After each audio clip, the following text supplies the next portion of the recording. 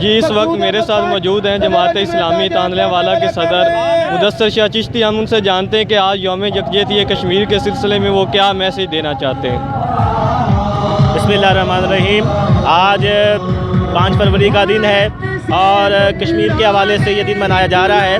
اس وقت پورے پاکستان کے اندر جو ہے وہ کشمیر کی اس تحریک کی پشتیبان جماعت اسلامی پاکستان اور پاکستان کی عوام جو ہے وہ نکلی ہوئی ہے، اور تاندلیہ مالا کے اندر بھی اس وقت یہاں ایک بڑی تعداد کے اندر جو ہے وہ تاندلیہ مالا کے شہری اور گرد و نواح کے دیہات سے آئے ہوئے لوگ یہاں پہ شریک ہیں۔ اس وقت کشمیر کی بہت بری صورتحال ہے۔